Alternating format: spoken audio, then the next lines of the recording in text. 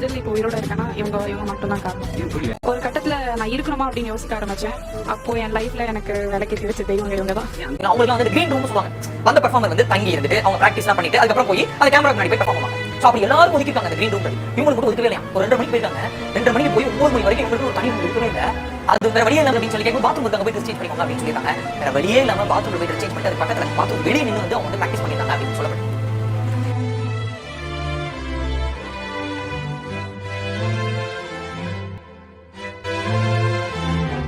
போகும்போது என்ன பண்ணிருக்காங்கன்னா light off பண்ணிட்டாங்க. அதாவது ஒருத்தர கூப்பிட்டு நம்பிக்கை கொடுத்து நீ இத பெர்ஃபார்ம் பண்ண போற அப்படின்னு சொல்லி எல்லா கூட்டத்துக்கு முன்னாடி அவங்க ஃபேன்ஸை வர வச்சு பிடிஎஸ் வந்து பெர்ஃபார்ம் பண்ணல அப்படின்னு சொல்லி இவங்க சொல்லாத ஒரு விஷயத்தை சொல்லி அதுக்கப்புறம் அவங்க பெர்ஃபார்ம் பண்ணும்போது 2 லைட் ஆஃப் பண்ணி மைக் வந்து பாதி வந்து ஒர்க் பண்ண விடாம பண்ணி இப்படி எல்லாமே பண்ணிருக்காங்க. அதே கேமராவே ஆஃப் பண்ணிட்டாங்க. எனக்கு எதுக்கு எடுத்துட்டு இதை யார் பார்க்க போறா அப்படின்னு சொல்லி கேமராவே ஆஃப் பண்ணிருக்காங்க.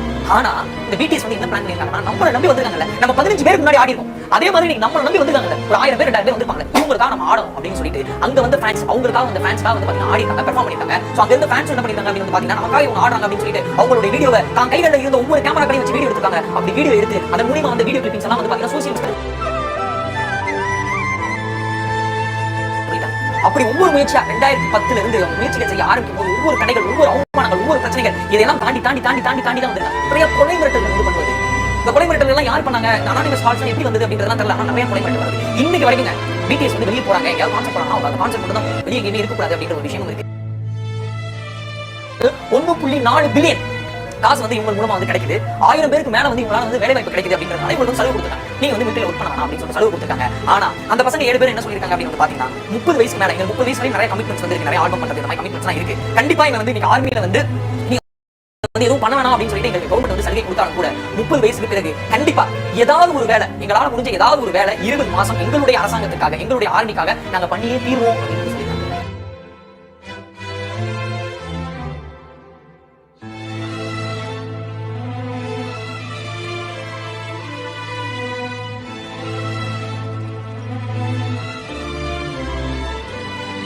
இதையெல்லாம் விட அவங்க சொல்ற ஒரு விஷயம் என்ன அப்படின்னு பாத்தா எங்களுக்கு ஒரு 10 வருஷத்துல ஏகப்பட்ட அவமானங்கள் பிரச்சனைகள் எல்லாத்தையுமே சொல்லிச்சுக்கோம். அந்த டைம்ல எல்லாம் நாங்க எங்களுக்கு நாங்களே சொல்லிக்கிறது என்ன அப்படின்னா டோன்ட் ட்ரை ஜஸ்ட் ட்ரை அப்படின்ற ஒரே ஒரு வார்த்தை மட்டும் தான் எங்களுடைய வாழ்க்கையில எங்களுக்கு புத்துணர்ச்சி கொடுத்துருக்கு. எங்களை நாங்களே நேசிக்கிறதும் அழுகாம நாங்க முயற்சி பண்றது மட்டும் தான். So don't try just try அப்படின்ற வார்த்தைகள் மட்டும் தான் உங்களுக்கு புத்துணர்ச்சி சக்தியா இருக்கு சொல்றாங்க.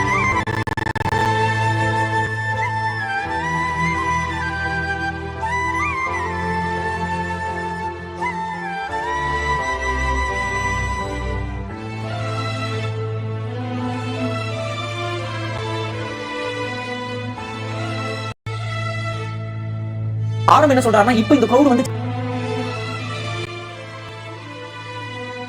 சோ ஆர்மி ஏன் பேர் வச்சாங்கன்னா adorable representative of MC for youth. இதுதான் BTS ஆர்மியோட ஃபுல் ஃபார்ம். இப்படி BTS ஆர்மி மட்டும் உலக அளவுல ஆர்மி மட்டும் ஃபேன்ல இன்னும் என்ன போகும் ஆர்மி மட்டும் 4,80,00,000 பேர் வந்து இருக்காங்க.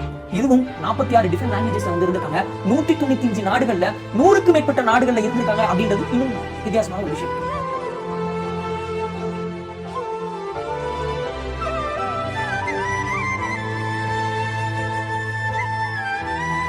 உயிரோட இருக்கிறதுக்கு காரணம் வந்து BTS தான் அப்படின்னு வந்து சொல்லியிருக்காங்க. BTS வேற யாரும் கிடையாது, நமது தொப்புள் குடி உறவு தான்.